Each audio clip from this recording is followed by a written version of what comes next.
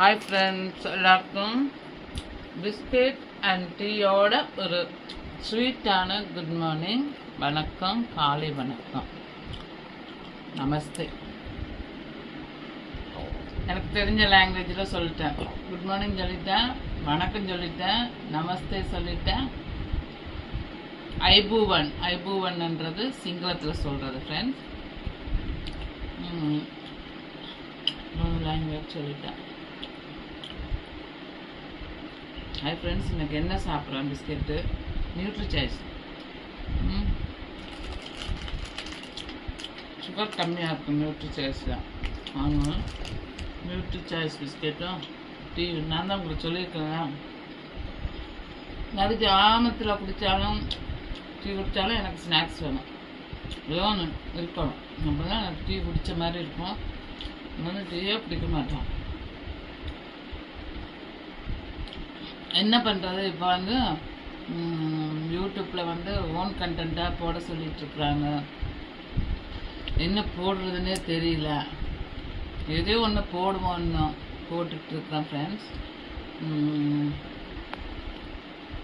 இப்போ கொஞ்ச நாளாக வீட்டில் தான் இருக்கிறேன், வேலைக்கு போக முடியல. காலையில் போய் பர்ச்சேஸ் பண்ணிட்டு வந்தேன், அதெல்லாம் அங்கே வச்சுட்டேன். பூசணிக்காய் வந்து இன்னையோட விலை பார்த்தீங்கன்னா 36 ரூபா. 30 ரூபாய்க்கு நான் வாங்கிட்டு வந்திருக்கேன். அப்புறம் பிஸ்கெட் இது 25 ரூபா. அப்புறம் பால் 23 ரூபா 1/2 லிட்டரு. அப்புறம் என்ன வாங்கினேன், பச்சை மிளகாய் 5 ரூபா. மோர் குழம்பு, இன்றைக்கி மத்தியானம் மோர் குழம்பு வைக்கலான்னு சொல்லிட்டு வாங்கினேன். பூசணிக்காய் இங்கேருந்து ரொம்ப தூரம் நடந்து போய் இங்கே பக்கத்தில் உள்ள கடைகள் எல்லாம் இல்லை பூசணிக்காய். சரி, ஒரு வாக்கிங் போகலாம் அப்படின்னு சொல்லிட்டு வாக்கிங்கோட போய் ஒரு பர்ச்சேசிங் முடித்தேன் ஃப்ரெண்ட்ஸ். வேறு என்ன, 10 முட்டை. ஒரு முட்டையோட ரேட்டு பார்த்திங்கன்னா 5.20, 5 ரூபா 20 காசு. அப்போ 52 ரூபாய்க்கு வாங்கியிருக்கிறேன் முட்டை.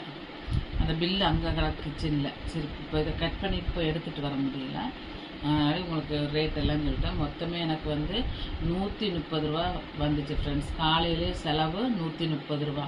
ஆனால் வரவு 1 பைசா கூட இல்லை.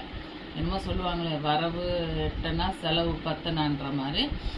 வரவே இல்லாமல் அப்போ அது கூட வரவு 8 வந்திருக்கு, இங்கே வரவே இல்லை.